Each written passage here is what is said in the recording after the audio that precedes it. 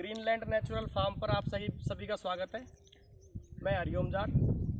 आज हम बात करेंगे basics of no-till farming. No-till farming क्या है? सबसे पहले तो ये समझते हैं कि नो-टिल फार्मिंग है क्या। नो-टिल फार्मिंग से मतलब है कि बिना जुताई के खेती। सॉइल की जो हेल्थ होती है उसमें मुख्य रूप से 3 चीज़ें हैं: soil biology, soil chemistry and soil physics. अब तीनों चीज़ों को एक-एक करके समझते हैं।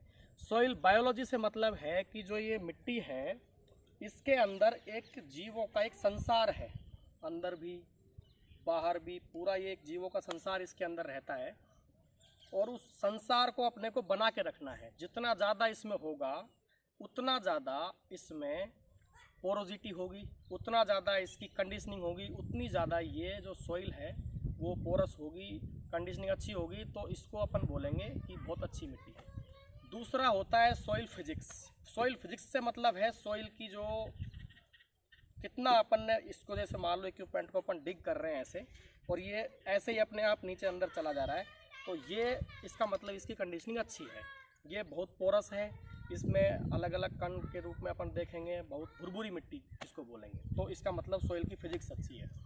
और सॉइल केमिस्ट्री से मतलब है कि वो न्यूट्रिशन से भरपूर है। उसके लिए अपने को कंपोस्ट ऐड करने पड़ेंगे या कुछ और तरीके से भी। केमिकल में लोग केमिकल डालते हैं, तो वो तो अपने को डालना ही नहीं है, क्योंकि उससे आपकी सॉइल की बायोलॉजी ख़त्म हो जाएगी, पूरे जीव मर जाएंगे, तो आपकी जो ज़मीन है उसकी कंडीशनिंग अच्छी नहीं कह सकते उसको आप। तो ये तीनों चीज़ें अगर आपकी अच्छी हैं तब जाके आपकी ज़मीन अच्छी कही जाएगी। Soil biology, physics and chemistry, तीनों चीज़ें।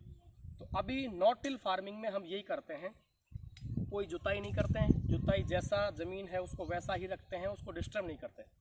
इसके लिए हम सिर्फ इसमें ये जो इक्विपमेंट आप देख रहे हैं इससे हल्का सा उसको डिग करेंगे, वो भी अभी आपको हम दिखाएंगे। और उसके बाद में कंपोस्टिंग के बाद सीधा पौधा लगाएंगे। अभी हम थोड़ी देर में मिलते हैं और इससे डिगिंग करते हैं। अभी हम इस इक्विपमेंट से सॉइल को डिग कर रहे हैं। इसकी जो भी स्ट्रक्चर है उसको हम डिस्टर्ब नहीं करेंगे और हल्का सा इसको प्लफ करेंगे बस।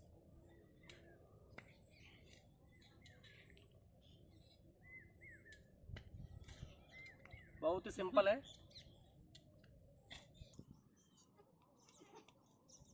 ये देखिए वर्म्स, केंचुआ।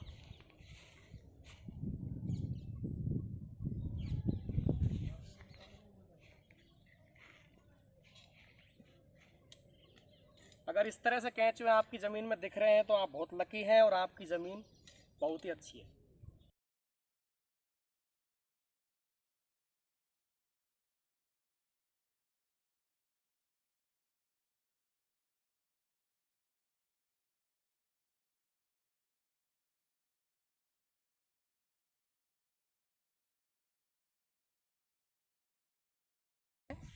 This is called fork.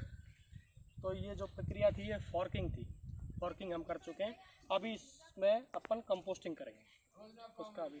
अब हम कंपोस्ट डाल रहे हैं इस पे,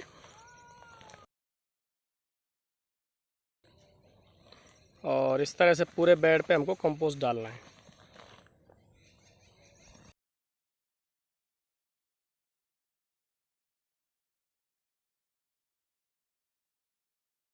वर्मी कंपोस्ट है ये।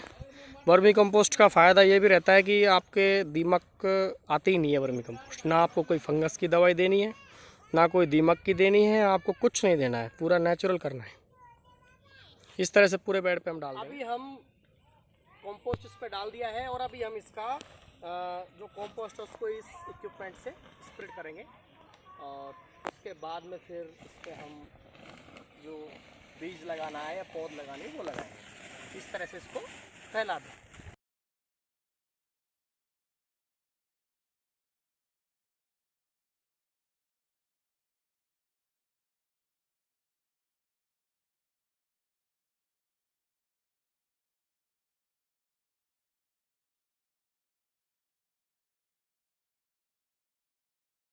अभी हमने इसको वर्मी कंपोस्ट को इस पर स्प्रेड कर दिया है और ये बेड बीज लगाने के लिए चाहे पौध लगाने के लिए अब तैयार है।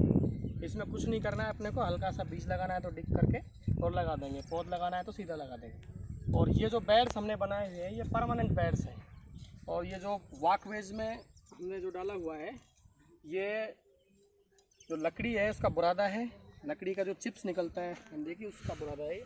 और ये इस पर्पज़ से डाला हुआ है कि यहाँ पे कोई भी इस तरह का खरपतवार इससे नहीं होता है। और जो बेड्स हैं उन पे ये जो कंपोस्ट डाला हुआ है उसके बाद में भी अगर कोई खरपतवार उगता है तो उसके लिए हमारे पास ये टूल है, इसको हम वायर वीडर बोलते हैं। तो जैसे ही कोई भी खरपतवार अगर जर्मिनेट भी होता है तो उसी वक्त हम वीक में एक बार हम इस तरह से इसको चला देते हैं पूरे बेड पर। ये एक तरीका है इसका।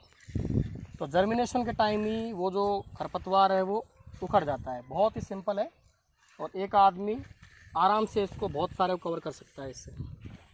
इसमें आपकी बहुत सारी लेबर भी बच जाएगी और बहुत ही सुपर सिंपल टूल है ये। महंगा भी नहीं है, आप घर पे बना सकते हैं आराम से। इस तरह से आप इसकी वायर वीडर से नलाई कर सकते हो बेड की पूरे की।